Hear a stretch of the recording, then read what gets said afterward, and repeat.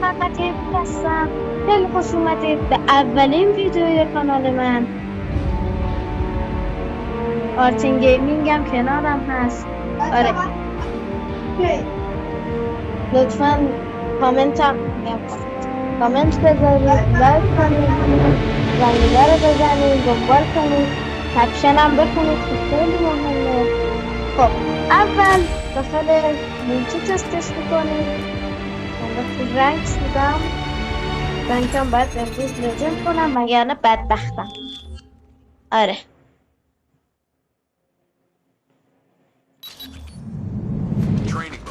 خب ویدیو مال بررسی سالیوزه نیست که رایگان لاوا هستی. کانستکشنش رو میبینید، خیلی خوشگل طراحی کردن.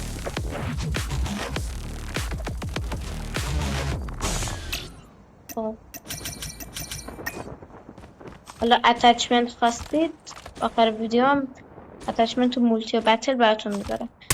یه فکرش هم ببینیم. خیلی خوشگله. مثلا اگر از به طراحی و کانستکشن چند میدادیم M7 بدیم اون 9 میگیره. خیلی خفنه.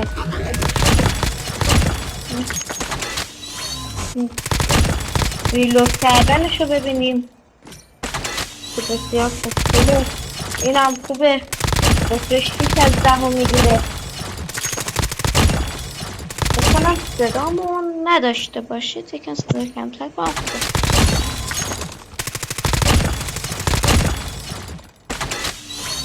خوبه، برای مولتی مناسب نیست. کلا همه 117 برای مولتی اوکی نیستند، بیشتر برای بتل باید ازش استفاده کنید.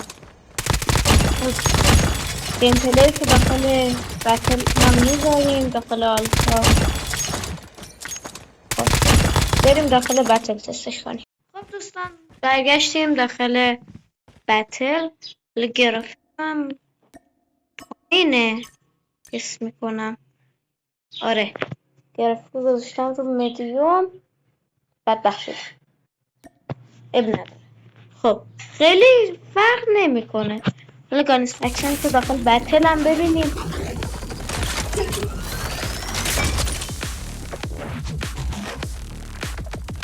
بسیار عالی. حس میکنم خیلی داخل بتل بیشتر کار کردن. شخص من یا نظر همه. وقتی که مثلا چند تا تیر میزنی بعد ریلود میکنی اینجوری خشاب میندازه، ولی وقتی که تا آخر تیرشو تمام میکنی اینجوریه. عجیبه، خودم تازه فهمیدم. خب الان از تو دراپ هم بر نداشتم به خاطر اینکه آره نیست، اینجا نیست، با اونجا باشه. حتما منتظر ویدیوهای بعدی من باشید که خیلی خوبه. ویدیو بعدی ما میذاریم. حدود 2 تا ویدیو میخوایم بذاریم دیگه. زنگوله هم فعال کنید، دنبال کنید که هر روز ویدیو همو ببینید. رو بذارید رو آن.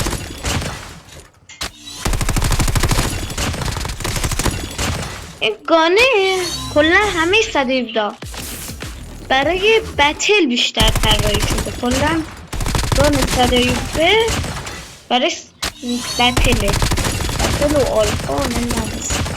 آره کالف هم آپدیت داد و گانه رو زمین عوض شد و همه اینا. گانه کلا تغییر کرد. SMG مکتن اومده رو زمین.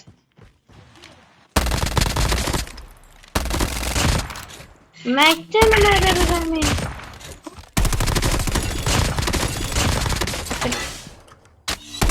خب دیگه بریم برای گیم پلی داخل آلکاتراز و بتل عادی. اینجا این داداشمون رو دیدم و بهش گفتم که یوتیوبرم و پشماش ریخته بود. من میگفت پشمام که من دارم با یوتیوبر بازی میکنم. اینجا باید 117 میکلیک کردم و اینا. یکی از اون بالا دمیج هم داد، نمیدونم چطوری. بعد دیگه بریم برای ادامه گیم پلی.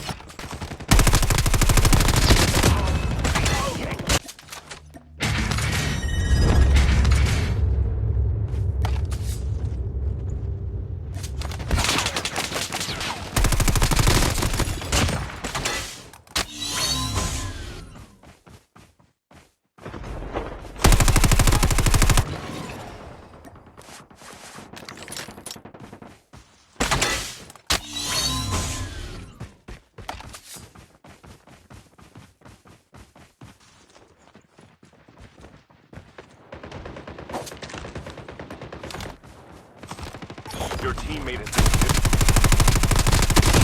خب دوستان رسیدیم به آخر ویدیو. لایک، کامنت، دنبال یادتون نره.